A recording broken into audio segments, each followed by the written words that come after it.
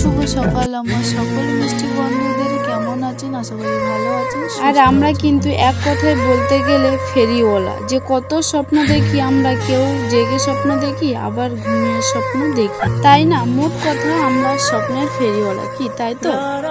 আর অনেকে স্বপ্ন দেখবে বাস্তবে পরিণত হয়ে যায়, আবার অনেকে স্বপ্ন দেখবে পরিবেশে, পরিস্থিতি আর সময়ের স্বপ্নগুলো কখনোই সম্পূর্ণ। তো যাই হোক, স্বপ্ন দেখতে তো কোনো বাধা নেই, স্বপ্ন দেখতে কোনো টাকা পয়সা লাগে না, কি তাই না? এমনি ফ্রিতেই কিন্তু স্বপ্ন দেখতে পাওয়া যায়। আর আজ না একটু অন্য দিনের তুলনায় আজ একটু সকাল সকাল ঘুম থেকে উঠে গেলাম, কারণ আজ আমি যাব ডাক্তারে দেখাতে, ওই জন্য একটু সকাল সকাল উঠে গেলাম, কারণ সেই কলকাতায় যাব, আবার সেখান থেকে রিটার্ন আসতে হবে, তো ওই জন্য। আর রেডি হওয়ার আগে বাইরের পরিবেশটা এতটাই মনোরম, এতটাই ভালো লাগছিল যে আমি ভিডিওটা না করে থাকতে পারলাম না, তাই একটু ভিডিও করলাম। দেখো বাইরের পরিবেশটা কত সুন্দর, কত নির্জম হয়ে আছে। আজ না একটু আমার মনটা খুশি খুশি ভাব আছে, কেন জানো বন্ধুরা? কারণ আমি অনেক দিন থেকে টাকা সঞ্চয় করে করে রেখেছি কিছু টাকা, তো আমার সংসারে না কটা প্রয়োজনীয় জিনিস লাগবে, তো সেই জিনিস কটা আমি ডাক্তার দেখানোর পরে ফেরার পথে আমি কিনি। আজ আমার ছোট ছোট কটা স্বপ্ন পূরণ হবে, কারণ আমার প্রয়োজনীয় জিনিস আমি আজ নিজে হাতে কিনবো। আর আমাদের এই গরিব সংসারে যদি কোনো ছোট ছোট জিনিস বা কোনো স্বপ্ন যদি পূরণ হয় না, আনন্দ বা সেই যে খুশির উপভোগটা না, যে কি বলবো, কারোর সাথে শেয়ার বা কারোর সাথে ভাগ করার কি বলা যায়, ভাষায় প্রকাশ করা যায় না, এমন একটা। যাই হোক, দেখো আমি ফাইনালি রেডি হয়ে বার হয়ে গেলাম ঠাকুরকে প্রণাম করে। আর এই যে দেখো ঘরে টোটো ছিল, তো আমরা যেহেতু রিটার্ন চলে আসবো, ওই জন্য ও টোটোটা নিয়ে চলে আসলো, আর ও ওই টোটো চালাচ্ছিল আর আমি টোটোতে বসেছিলাম, আর বাইরের পরিবেশটা একটু দেখছিলাম যে কত সুন্দর। আর এই যে দেখো আমাদের গোসাবা বাজারটা কত সুন্দর না গো, একদম নির্ঝুম এই সকাল। আর এই যে দেখো ও যাচ্ছে আর আমি পেছনে ভিডিও করতে করতে যাচ্ছি। তো দেখো ওর টোটোর চার্জারটা খারাপ হয়ে গেছে, ও ডাক্তার দেখে ওখান থেকে বারাইপুর থেকে চেঞ্জ করে আনবে, তো ওই জন্য চার্জারটা নিয়ে নিল। তো দেখো আমরা খেয়াঘাটে চলে এলাম। আর এই যে নদীটা দেখো কত সুন্দর। আর এই যে দেখো এই ফার্স্ট খেয়াটা টাইম 5টা খেয়াটা, তো 5টা 15 জাস্ট 5টা 15 বাজলে খেয়াটা ছেড়ে দেবে। তো যাই হোক, দেখো আমাদের এই গোসাবা নদীটার নাম কিন্তু বিদ্যাধরী। আর এই বিদ্যাধরী নদী এতটাই বড় যে এখানে কোনো ব্রিজই হয়নি।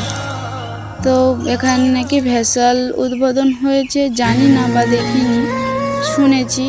আমার বরমশাই এসে বলছিল যে আমাদের গোসাবা নদীটায় ভেসেল উদ্বোধন হয়েছে, তো ভেসেল হলে নাকি গাড়ি এপার ওপার করা যাবে, যখন জোয়ার হবে তখন নাকি পার করা যাবে।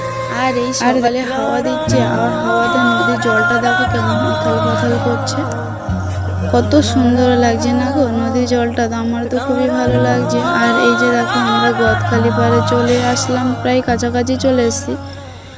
আর ওই যে পাশ দিয়ে ওই যে লোকগুলো দাঁড়িয়ে আছে না, ওরা কি করছে জানো তো বন্ধুরা? ওনারা সব বড়শিতে মাছ গেঁথে আর নদীতে ছুঁড়ে দিয়ে আর মাছ ধরছে, মানে ওটাকে আমাদের বলা হয় দোন ফেলে, তোমাদের কি বলে জানি না। তো যাই হোক, এই যে আমরা চলে এলাম। আর এই যে দেখো বাসে উল্টে পড়লাম, বাসে উঠলে কিন্তু আমার বমি হয়, তবু ও বললো এই বাসটা নাকি রানিং চলে যাবে, তো ও দেখো এই যে আমার জন্য জলটা আনলো।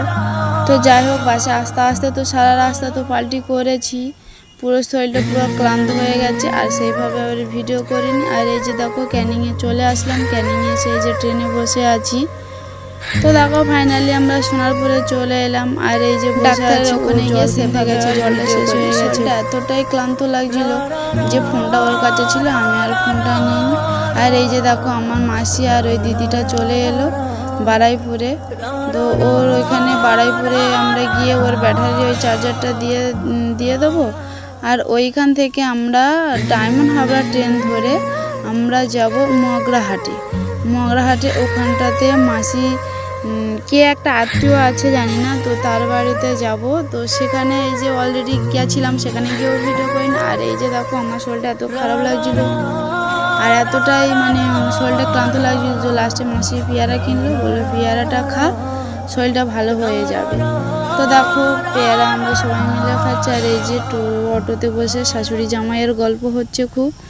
আর এই যে দেখো মংরাহাট কিন্তু আমাদেরই মতো গ্রাম অঞ্চল, দেখো চারিদিকটা। আর ওকে বলছিলাম আমার খুব খিদে পেয়েছে। আর এই যে মংরাহাট স্টেশনে চলে আসলাম, কাছাকাছি কোথাও কোনো হোটেল নেই। আর ওইদিকে দেখো ট্রেন ঢুকে গেছে, বললো ট্রেন ঢুকে গেছে তো চলো আমরা বাড়ির কাছাকাছি গিয়ে কিছু খেয়ে নেবো বা ট্রেন থেকে নেমে কিছু খেয়ে নেবো।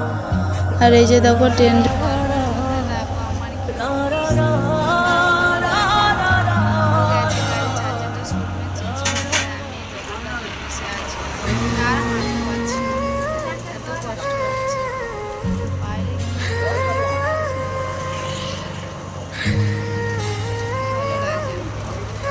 বারুইপুরের হোটেল থেকে খেয়ে